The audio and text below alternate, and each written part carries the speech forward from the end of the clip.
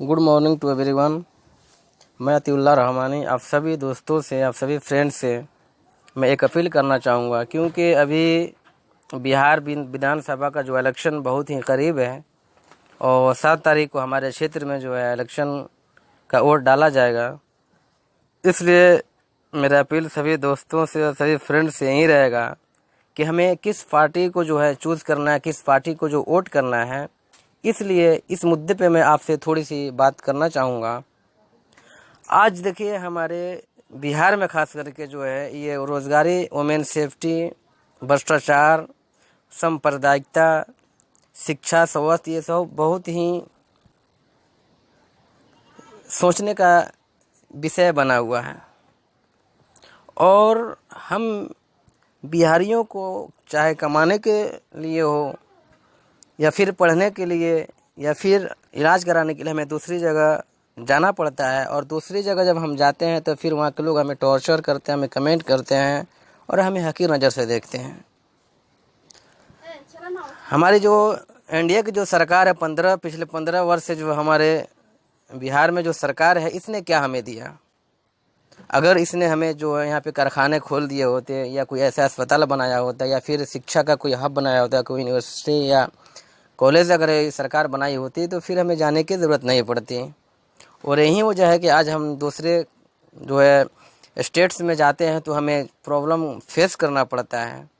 इसलिए मैं सभी फ्रेंड्स से ये अपील करना चाहूँगा कि अभी आने वाला जो इलेक्शन है, जब भी आप वोट डालने जाएं तो आप ऐसी पार्टी को चूज़ करें जो आपके हक के लिए हमेशा खड़ा रही हो और जो हमेशा आपके हक की लड़ाई करे, जिसके अंदर जो है सांप्रदायिक चीज़ें ना हो, जिसके अंदर जातिवाद ना हो, जो हिंदू मुस्लिम मस्जिद मंदिर के नाम पे जो है कभी लड़ाई ना करता हो, और इसी तरह मस्जिद मंदिर और हिंदू मुस्लिम के नाम पर कभी वोट ना मांगती हो, ऐसी पार्टी को हमें वोट देना चाहिए।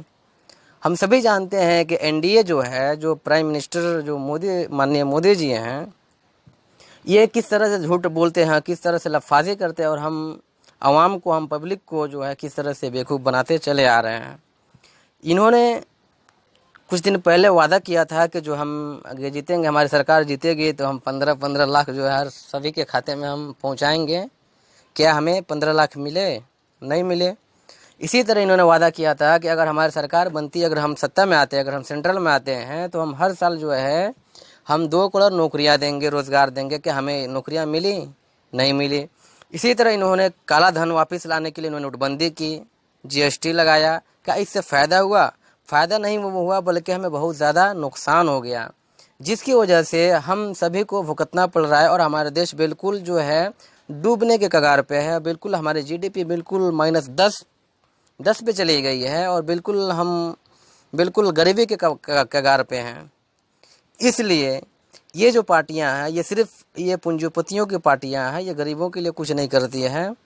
और ये जो पार्टियां हैं, इनके जितने भी लीडर्स हैं, जितने भी नेता हैं, ये सब जो है लफाज हैं। ये सब लफाजी करते हैं और वादा करते हैं कुछ और, करते कुछ और है, कहते कुछ और हैं।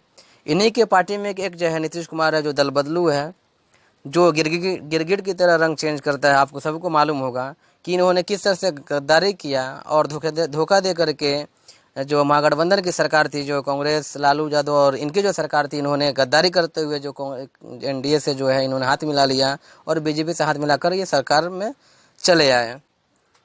और यही नीतीश कुमार है जिन्होंने ये सीए में समर्थन दिया और इसके जो राज्यसभा के मेंबर्स हैं, इन्होंने समर्थन दिया और ये सीए का बिल जो है हमारे पास हुआ, और हम जिसके लिए बहुत सारा संघर्ष किए। और संघर्ष क्या किया, बल्कि उसमें हमारा देश के जो इकोनॉमिक्स जो सिस्टम था और नीचे आ गया, और प्लस में कितने जो लोग जो बेकसूर लोग थे वो मारे गए। इसी तरह जब जो है लॉकडाउन लगा तो बिहार में के जो लोग बाहर फंसे हुए थे, इन्होंने ये ऐलान लिखवाया और पेपर में छपवाया कि जो लोग जहाँ पे हैं वहीं पे रहें। लेकिन अब देखिए झूठ किस तरह बोल रहा है, और इन्होंने होर्डिंग लगाया है और ये कह रहा है कि हमने जो है श्रमिकों को हमने उसके घर पहुंचाया। सभी लोग जानते हैं कि बिहार के जो भी मजदूर थे वो सब कहीं ना कहीं फंसे हुए थे। कितने लोग जान अपनी जानें गंवा दी।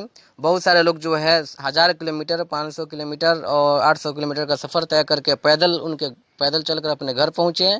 उनके पैरों में जो है छाले पड़ गए थे। यहाँ तक कि आपने ये भी देखा होगा कि एक माँ थी अपने बच्चे को जो है सूटकेस पे बैठा करके, सुला करके वो सूटकेस को घसीटते हुए जा रही थी।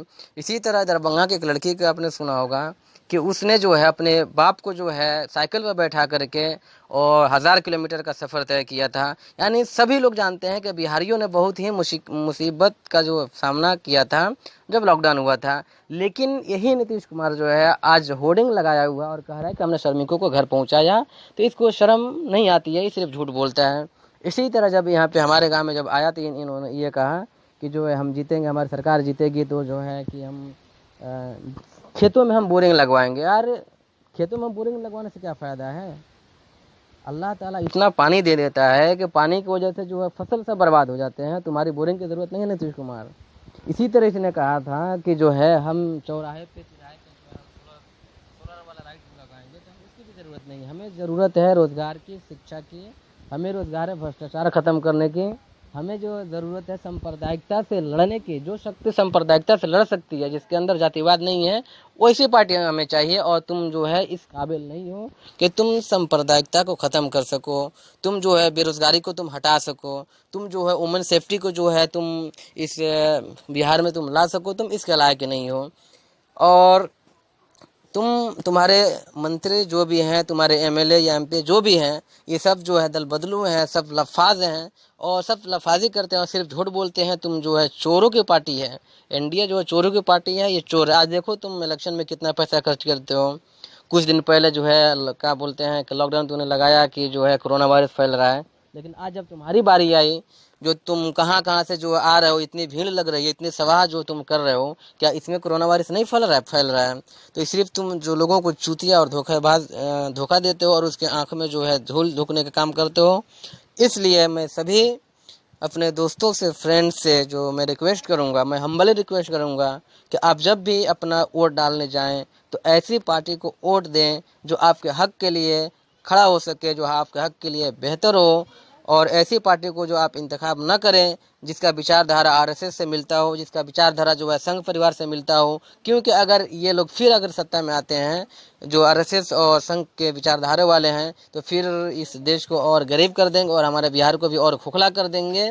और जो है ये हमें सिर्फ मस्जिद, मंदिर और हिंदू मुसलमान के नाम पे हमें लड़वाते रहेंगे और अपना खुद मस्ती करते रहेंगे और खुद अपने जेब को भरते रहेंगे।